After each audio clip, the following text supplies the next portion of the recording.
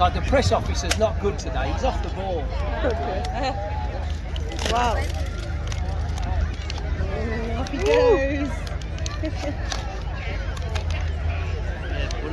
Step back down. Oh, wow. There is a more interesting way.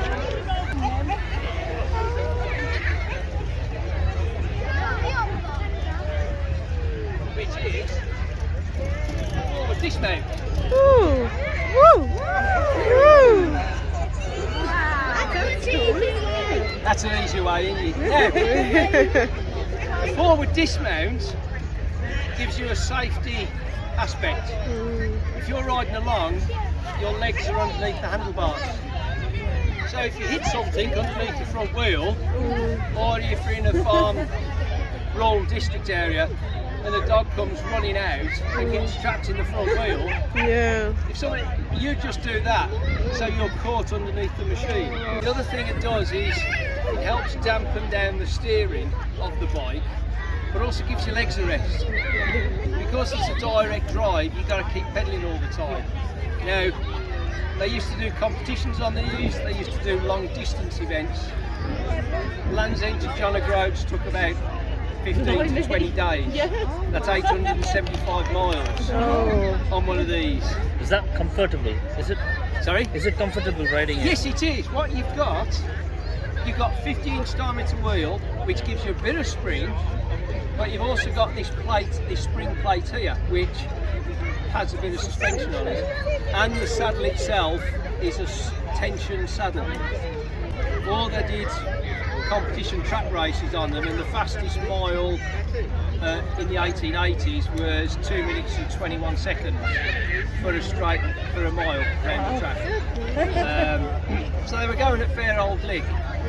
Of course, the biggest difficulty is that you're trapped underneath the handlebars, so you know falling over is quite difficult. Yeah. Riding them uphill is a bit difficult. These machines were popular between 1876 and 1885.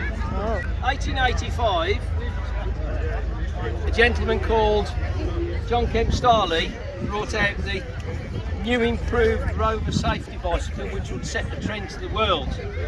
And this is one of his early machines. The total difference is it's now got chain drive to the rear wheel.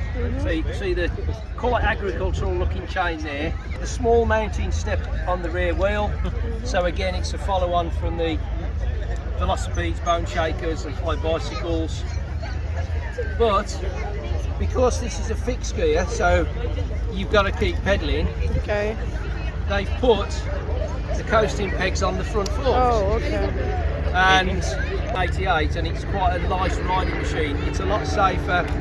You don't take headers over the front, but you can actually travel a lot further. Just wait for James Bond to fly by. So the bikes have improved from 1865 through to 1885 tremendously. We've got ball bearings in the wheels, the bottom bracket, pedals and in the steering head, but the method is still the same. And I'll just straighten that up a bit. So you're scooting, so coasting you go downhill, and then to get off it's back onto the step and off. Okay. Riding long distances, if you're riding 100 miles on one of these, you'd probably do it in about 6 hours, as against 8 hours on the high bicycle. And the basic design of the machine hasn't changed since 1885. You've got handlebars, saddle, pedal. That triangulated position hasn't changed from any bike since 1885 up to 2021. Okay. What you can see here is an early oil lamp that has a sprung mechanism on it to give you easy light. Wow. And the way to open it is it opens at the side, and you would light the wick candle wick there and adjust it up and down to get the right burn, and then once you've got it to the right setting you then close it, and that will illuminate the path for you. Wow. Really great. So that's the easiest. So In 20 years, they've gone from a heavyweight machine, which is probably 3 suitcases, say 20 kilos each, so you look about 60 kilos, through to one which is about 1 suitcase at 20 kilos. Yeah. Just in 20 years, but the development is absolutely amazing. Yeah. And of course, the iconic one that everybody likes to see. That's one comfortable, isn't it? Yeah, that's one comfortable. Rally band and chocolate, sorry. Is the rally chopper. As I was a naughty schoolboy, you'd always have your cap on backwards, and off you go.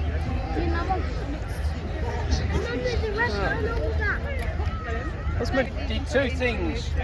One, it saved Rally Cycle Company. As they built about 750,000 of them, it probably put about 50,000 kids off cycling. Nobody followed the instruction on the saddle which says this bicycle is not designed for carrying passengers, so we all did that. Giving your mate a backie. The frame sometimes broke round the back here. The forks, if you're doing jumps over ramps and that, would buckle underneath you, so that was a bit of a patent failure. But it also, it also introduced quite a few people into cycling as to what fun it could be. And the correlation between handlebars, saddle and pedal is still in that triangulated formation. So it hasn't really changed much from 1885 right through to 1979. And when they were popular between 1969 and 1981, there was either 2 things: you either owned one or you wanted one. And nowadays most people can't afford one because they've astronomically gone up in price. Just because people want to have their memories relived as kids. So that's really just a basic line on cycle history. And if you want to ask any more questions, come on to the stand. What's the lever there? That is your 3-speed gear control. So instead of having it on the handlebars, or like on modern bikes, thumb shifters or gear levers in the brake levers, it's actually on the horizontal tube there. So it's just a basic 3-speed, which operates the good old Sturmey Archer 3-speed hub gear in the back wheel. Wow. Super. There we go, folks. Yeah. Hope you've had some fun. Enjoy your day. Which year was this? This one was built in 1978. 78. Oh. Yeah, because the hub number is dated, and also going by the frame number, you can tell that it was dated as well. Nice. There we go. Yeah, thank Enjoy you. your day, folks. Thank you. Thank you. Pleasure. Thank you. Alright, hope you guys have enjoyed the video along with this. We have tried to capture as much as we can in the Astwood Bank, and hope you have enjoyed all the tricks which is done by the Spider-Man and the superheroes. And what else we watched? And the car, and the privately owned car show. So guys, we can't really go and watch everything because there's like barriers around, so we can't go there. Yeah, it was good to see all the different types of cars. Especially I am a car freak, so it was very good. Hope you'll also enjoy it. So thank you for watching our video, and stay tuned to Baba Beta's Kitchen and Travel Vlogs, and you all have a great day. Have a blessed day. See you. Chada, bye. Kisses, say bye. Bye.